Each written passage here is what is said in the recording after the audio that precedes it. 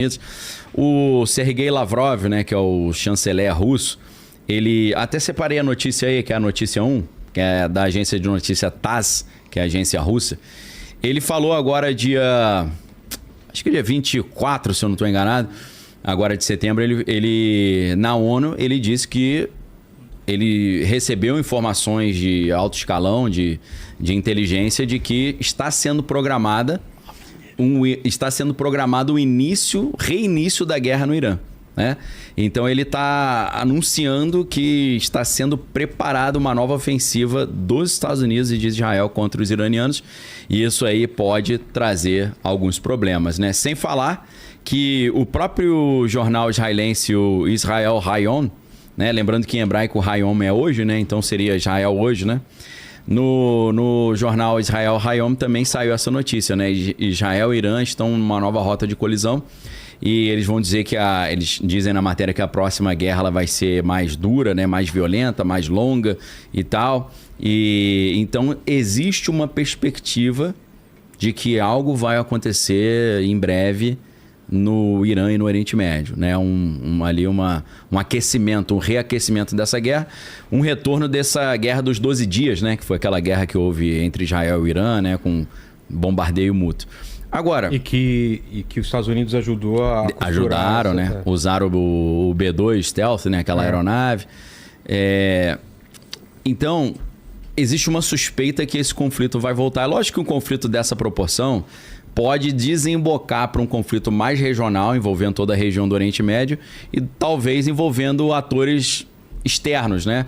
A gente pode especular uma influência da China também, uma influência da Síria, né? Do Líbano, alguns outros países podem entrar nisso, virar um conflito regional, daqui a pouco talvez ele já ter proporções globais.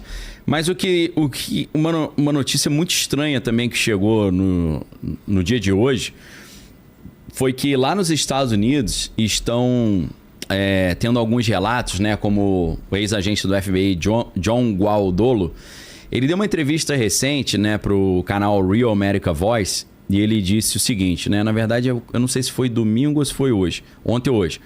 Ele falou, olha, existem células da Al-Qaeda nos Estados Unidos, a Al-Qaeda agora está sendo novamente comandada pelo filho do Osama Bin Laden, e eles estão planejando ataques aos Estados Unidos.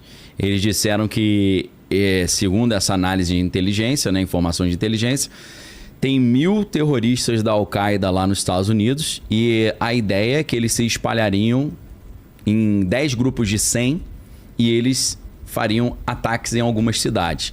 Ele chegou a citar 2 cidades norte-americanas, a cidade de Miami, na Flórida, e a cidade de Houston, no Texas, nessa entrevista que eu citei para vocês.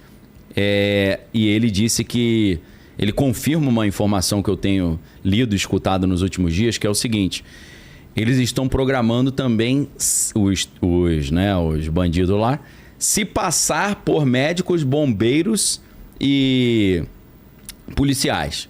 Então, o cenário é extremamente preocupante, porque a ideia é a seguinte: eles explodem alguma coisa numa área pública, aí o pessoal vai procurar ajuda no hospital, eles explodem o hospital também.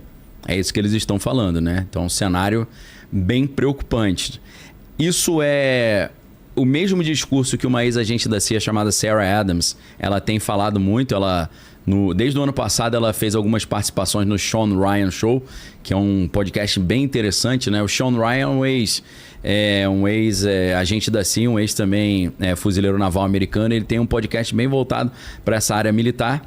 E a Sarah Adams, que é uma ex-agente, né, da CIA, ela tem falado isso, exatamente isso. Tem mais de 1.000 homens da Al-Qaeda nos Estados Unidos. Eles vão se separar em 10 grupos de 100, vão atacar as cidades. E a novidade é essa história de que eles vão se passar por policiais e bombeiros para quando a pessoa for buscar ajuda, se dá mal ainda mais, né? Agora, uma outra informação que está circulando na mídia americana que eu achei muito estranha é que em algumas cidades, uniformes de policiais, bombeiros e socorristas têm sido roubados das lavanderias. Estranho, né? Muito. É claro, assim, eu quando eu li essa notícia, eu pensei, cara, eles podem botar uniforme falso, né? Não precisa ficar comprando uniforme. Acho que fabricar uniforme é simples.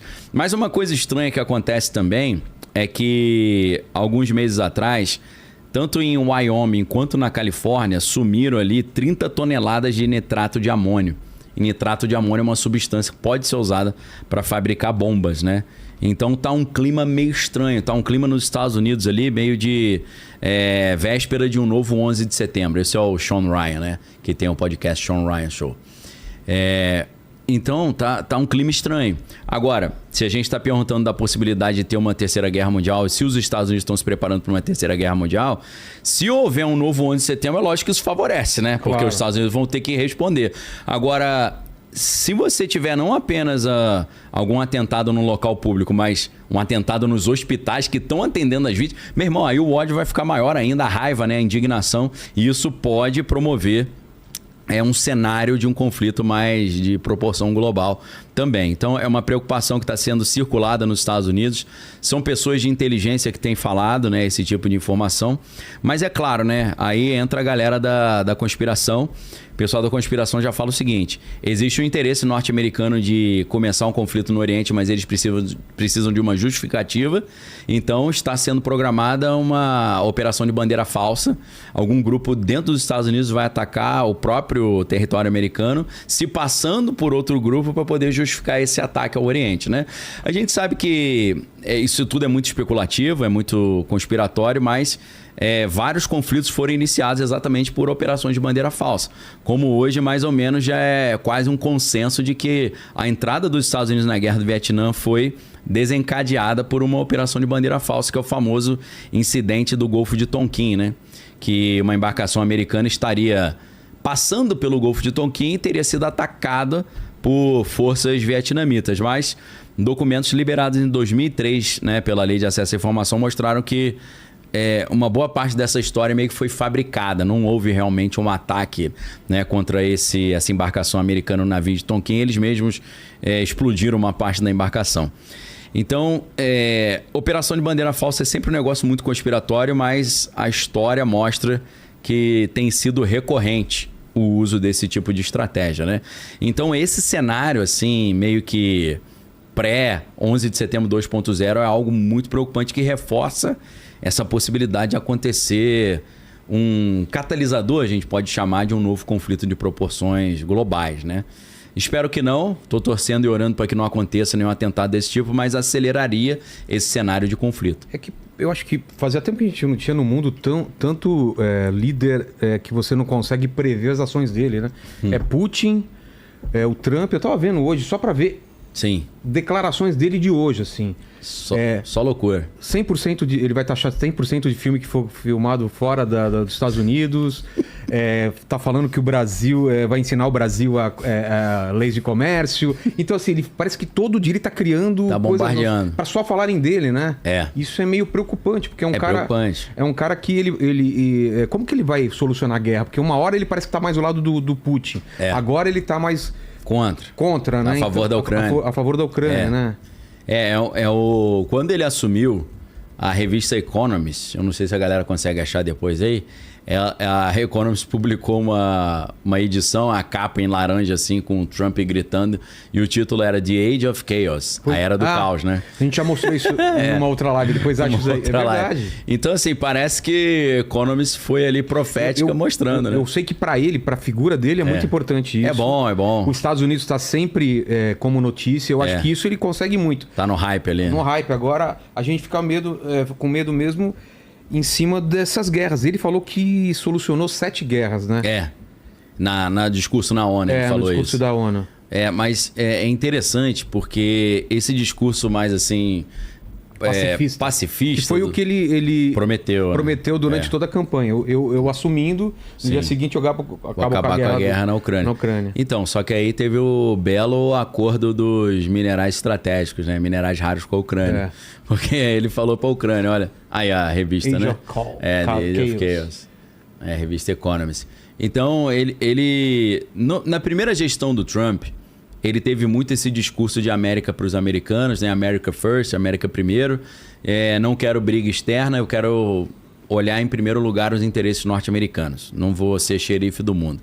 Apesar de que no dia 4 de janeiro de 2020, ele autorizou a eliminação do general Qasem Soleimani, que é aquele general iraniano. Não sei se a galera lembra, né? Isso muitos analistas interpretaram como uma estratégia do Trump de tentar iniciar uma guerra no ano de 2020, que era um ano de eleição nos Estados Unidos, para ver se a popularidade dele aumentava, né? Porque a gente sabe que quando a guerra, a popularidade do político aumenta. Basta a gente ver o governo de George Bush filho, né? O Bushinho. Ele começa o governo no primeiro ano, 2001, né? Ele começa o governo assim com a popularidade baixíssima, só que aí quando acontece o 11 de setembro, um cara que tava assim zero à esquerda como presidente, popularidade bate o pico máximo ali histórico e ele não apenas dá uma reviravolta na sua popularidade, mas ele consegue se reeleger também, né? Ficou 2 gestões do Bush com esse mote da guerra ao terror. Então assim, o primeiro Trump, ele foi um cara, ele tinha um discurso mais pacifista. O segundo Trump está com um discurso bélico muito mais acirrado, inclusive porque, não sei se a galera lembra disso, o Donald Trump ele acabou recentemente, né, agora mês passado, acabou de mudar o nome do Ministério da Defesa. Não sei se a galera viu, você viu isso? Não. Ele mudou, através de uma ordem executiva, né, uma medida provisória, mudou o nome do Ministério da Defesa para o Ministério da Guerra. Sinal de que ele está caçando, né? Ele está buscando alguma coisa. Então tem algo estranho no ar. E o secretário da guerra que ele escolheu, né, que é o Pete Hegseth, que é um ex-oficial do exército americano, ele tem um discurso também muito duro. E ele fez uma reunião que tem muita gente chamando a reunião do apocalipse, né? Não sei se você ouviu essa ideia. Ele simplesmente ordenou que todos os generais e almirantes norte-americanos espalhados pelo mundo se reúnam em Quantico, lá na Virgínia, onde tem exatamente o quartel de operações irregulares, que são operações não tradicionais, né? Então o cara tá convocando todos os oficiais de mais alta patente para uma reunião presencial nos Estados Unidos. A galera tá falando, que será que é isso? Será que eles estão preparando uma nova guerra contra o Irã? Será que ele só quer passar um sabão nos caras, né? Porque ele já demitiu uma galera já no exército de vários cargos de comissão. Será que ele só quer passar uma visão ou levantar o moral das tropas? Ou será que é por causa do 3i Atlas, né? Que é aquele cometa. Pois é. A galera Que até novembro aí teremos novidades, né? Pô, cara, não. E no dia que foi liberada essa informação, que o secretário da guerra estava chamando os generais, saiu uma notícia de que esse suposto cometa, né, o 3i Atlas, que a gente acabei fazendo umas perguntinhas também, né, pro Avi Loeb, né, o cientista lá de Harvard que fala a favor da existência de vida alienígena. Tem uma versão em inglês e uma dublada para o pessoal assistir. Isso, para quem quiser assistir aí, aproveita. No mesmo dia que o Pete Hegseth ele anunciou essa convocação, saiu uma notícia falando que o 3i Atlas é o maior cometa que já foi descoberto. Que o negócio seria... que ele é um negócio massivo. A dimensão dele seria absurda. A dimensão é 5 quilômetros de diâmetro do núcleo. Um negócio assim, aquele Oumuamua, os outros cometas estranhos, né? Ou meteoros estranhos, perdão, não sei porque eu falei cometa. Os outros, assim, são, sei lá, é um grão de arroz perto de uma bola de basquete, meu irmão. É um negócio gigantesco. E é claro que isso passando numa linha reta, assim, raspando em vários planetas, né, traz uma preocupação.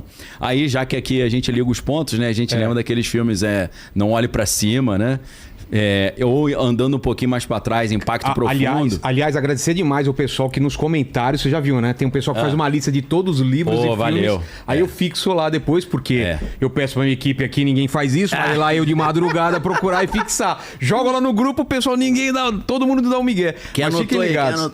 Vão anotando aí os livros e os filmes que a gente faz, porque depois a gente fixa lá.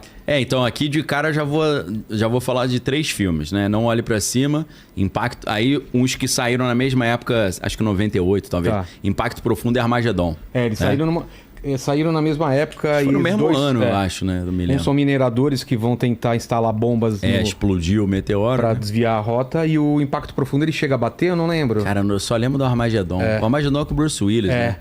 O Impacto Profundo eu não me lembro. Como que é aí? As musiquinhas que marcam. I don't wanna close my eyes. I don't wanna close. Essa música tocou pouco, né? Tocou um pouquinho. Pô, você impregnou, né? A filha do a Liv Tyler, né? Filha do... Liv Tyler também participou. Do Steve Tyler, né? Do Aerosmith, né? Exato. Agora, tem o Não Olhe também, que é outra parada. Aí a gente tá falando de alienígena. Meio uma comédia, né? Eles falam que tá vindo um cometa, mas ninguém leva a sério. O pessoal quer... Não, esse Não Olhe, acho que é do Jordan Peele. Tá certo. Que é um alienígena. É um alienígena, né? Não Olhe do Jordan Peele. Começa com uma situação do macaco ali, né? Jordan Peele é sempre uma dica. Então já deixa eu indicar logo os outros Jordan Peele. Corra, Nós... E Não Olhe. Não Olhe, eu acho que tá vindo um novo aí. Ano que vem tem um novo aí que falaram que vai ser legal. Novo, E eu tava comentando com o Vilela mais cedo, né? Assisti 2 filmes do Shyamalan domingo. Que é o Batem a Porta. Cara, que filmaço que é interessante. Esse. Como que é o mote? É uma cabana, tem uma criança e... Os pais ali. E os pais ali. Aí começa a bater uns personagens... Não, primeiro o Dave Bautista, aquele fortão. Que faz lá o Guardião da Galáxia, ele aparece e conversa com a menininha. O nome da menininha é Wen, uma menininha oriental que eles adotaram. Mas vai aparecendo um pessoal e é uma coisa apocalíptica. São 4 pessoas e eles falam, o mote é o seguinte: vocês vão ter que escolher alguém para sacrificar, para salvar o mundo. Que papo, né, cara? E vocês não podem escolher a si mesmos. Alguém tem que matar vocês. E aí, se eles não... Olha lá, o pôster. E é o seguinte, aí você fala, são malucos, ninguém vai acreditar. Você começa a ter sinais de que eles estão falando a verdade, né? Porque eles ligam a televisão e tá passando. Aí começa aquele negócio, não, isso aí é gravado. Eles estão manipulando, né? Eles botaram algum tipo de informação. Então, assim, é interessante pra caramba a história, né? Pô. E eu assisti o outro que eu esqueci o nome, que é... Qual? É esse que os 2 irmãozinhos vão... A Visita. A Visita? Cara, esse é também. cascudinho também. A Visita do Shyamalan, da velhinha. É muito legal. Os dois filmes estão... Os 2 filmes não, né? Mas esse, Batem a Porta, tá falando do fim do mundo também. Já que o tema é a Terceira Guerra Mundial, né? Fim do mundo, então a gente tá conectando aqui. E a gente sabe que realmente a NASA tem feito estudos, né? Pra tentar monitorar esses meteoros e tal, né? Não é de todo maluquice, não. Mas o clima tá tenso, cara, porque tá se falando sobre o reinício de uma guerra no Irã. Isso pode, né, acabar desembocando aí numa Terceira Guerra Mundial. Fala-se desse atentado nos Estados Unidos e sem falar o aumento massivo de gastos militares, né, americanos, né? Não só americanos, né? Chineses também. Pô, global, com certeza. A Rússia nem falar. E a Europa que tá se militarizando. A Alemanha, depois de tanto tempo... os países mais neutros, né? Os países nórdicos, né, já entraram para a OTAN. A Suíça, que geralmente não se envolvia, já está acabando se envolvendo. A Holanda, desde 2023, adotou uma retórica muito... Ele tem 2... Ele manda 2 recados, né? Sim. Aí a visita. É a visita. Show de bola. São 2 recados. É uma, tipo, não mexa comigo. A paz pela dissuasão, né? Pela dissuasão. Eu tenho muita arma. Mas também mostra medo, né? Mostra medo receio. Mostra se eu tô comprando isso, porque eu sinto ameaça dos meus vizinhos, né? É claro que existe um lobby do complexo industrial militar que está sempre tentando incentivar os países a comprarem mais armas, mas precisa de uma justificativa. E realmente tem uma justificativa porque a retórica dos países, dos presidentes, né, dos secretários de defesa está muito acirrada, né, muito sob guerra e tal. E a gente vê desde o final de 2023 ali os países adotando essa retórica. A Holanda, né, o secretário de defesa em 2023 falando que os holandeses teriam que se preparar mentalmente para uma guerra. Os caras já ficando preocupados, né? Na Noruega e na Dinamarca o pessoal já estava recebendo do governo panfleto em casa ensinando o que fazer numa situação de guerra. Pois é. Então já fica um clima tenso, né? No final de 2024... O Oliver Dowden, que era o vice-primeiro-ministro, ele deu um recado assim meio perto do Natal, mandando a galera comprar pilha, papel higiênico e água e estocar em casa. Os caras vai pra quê? O que você tá sabendo tá aí, tocando maluco? terror, né, no pessoal, né? E é claro que o pessoal da conspiração já vai falar, existe um componente então de operação psicológica que você tá ali incentivando o medo e preparando a população já para ficar nesse clima de medo. Esse clima de medo, obviamente, sempre justifica... conforme o livro importantíssimo aí, agora é dica de livro, né? Já dei dica de filme. Agora é o Nosso Inimigo Estado, né? Nesse livro, cara, ele traz o autor traz uma reflexão que eu acho interessante, que ele diz, de tempos em tempos acontecem crises e a população fica com medo e sempre nesse período o Estado oferece uma solução, mas para isso ele precisa abocanhar uma parte do poder social para aumentar o poder estatal. E geralmente ele diz que é provisório, mas quando o Estado morde uma parte do poder social, dificilmente ele devolve. Então, assim, os números não mentem, né? Em 2023, os Estados Unidos gastaram ali 820 bilhões de dólares em defesa. Isso é proporção aí a 13,3% do orçamento federal americano. E as propostas orçamentárias também estão só crescendo, porque se eles gastaram 820 em 2023, para 2025 já está programado 895 bilhões. A gente está falando aí de 70 bilhões a mais. E para 2026, 961 bilhões. Quase 1 trilhão de reais, né, dedicados ali à guerra. Mais uma dica, tem o Refúgio Atômico, né? Que estreou na Netflix. Isso, estreou na Netflix. Com a mesma galera daquele... Como é que é do espanhol? La Casa de Papel. Casa de Papel, Vis-a-Vis. Você assistiu? Assisti os 2 primeiros episódios. Tá assistindo? Tô assistindo, cara. Parece legal, sensacional. Interessante? Parece legal. Não cara, vi ainda, é muito programa sobre bunker, cara. É muito... tá estranho também, né? Tá na moda, né? E você falou do quê? De um bunker que... Ele é um bunker que ele é construído na Europa por causa da guerra da Rússia. Que a Rússia tá atacando a Europa as famílias ricas... Aí as famílias ricas são mandadas para esse bunker aí. Entendi. E tem bastante coisa interessante lá. Interessante. Tem Fallouts também, que tem a ver com isso, né? Fallout baseado no videogame, Então, assim, dentro desse contexto, né? Os analistas estão sugerindo que os Estados Unidos estão com uma meta de estabelecer o piso ali de gasto de 5% do PIB para a defesa. Então, assim, o que a gente está falando é um salto aí de centenas de bilhões de dólares de aumento no gasto militar. Faz muito sentido em cima. O Trump tá desesperado para aumentar a receita, ganhar mais dinheiro e tal. E nada melhor do que a indústria militar faturar aí, né? Exato, pô, com certeza, né? E é claro que a gente está vendo um movimento interessante do Vale do Silício assumindo a defesa também, né? Pois é. Com as empresas, não só a Palantir Technologies, mas a Anduril. Quem que é o forte de drones, assim? Quem que é o maior fabricante? Hoje, que está mais crescendo é a Anduril Industries. Que é também uma Mas é claro que a Raytheon também é muito famosa nos drones, a Lockheed Martin, a própria Boeing, né? Boeing também? Também. Boeing é uma contratante de defesa. Northrop Grumman. Esses caras, então, estão faturando como nunca. Estão faturando muito. Inclusive, na nossa carteira Arca lá, a gente já está... Tem, com certeza. A gente já está de olho nisso aí. Porque... a gente aproveita algumas quedas para poder entrar e pegar a valorização, né? Então eu acordo de manhã, cara, e já nervoso, porque já acordo meio atrasado, né? Com o fuso horário do Oriente Médio, né? E acordo já olhando como é que estão as ações das empresas de defesa, né? Aí já mando lá para Move, baixou, é melhor te comprar mais um pouquinho, hein? Compra lá. Então é um cenário aí muito estranho. Naquela época que... Lembra quando começaram a aparecer uns drones lá em Nova Jersey? Sim, que a galera falou que era alienígena e tal. Começou lá, mas depois começou a aparecer em outros lugares. No Arizona, né? Em Tucson, no Arizona, apareceram vários. Naquela época, um ex-agente da CIA, cara que eu esqueci, não sei o que é lá, Prager. É John Prager, um negócio assim.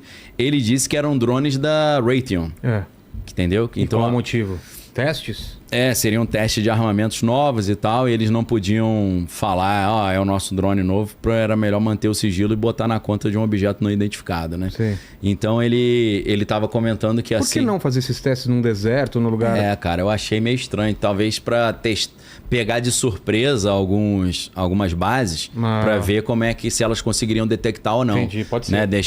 Pegar no contrapé, né? Ali. Porque falaram que estava sempre perto de alguma usina, ou alguma coisa, um reservatório de água, de pontos estratégicos. Né? Isso. Em algumas bases, aeroportos também, né? Aeroportos foram fechados. A gente pode esquecer que essa semana agora que passou, aconteceu isso na Dinamarca também. A Dinamarca está lotada de objetos não identificados, drones, Vê se acha alguma notícia. Está lotada e... Que tipo de aparição? São luzes?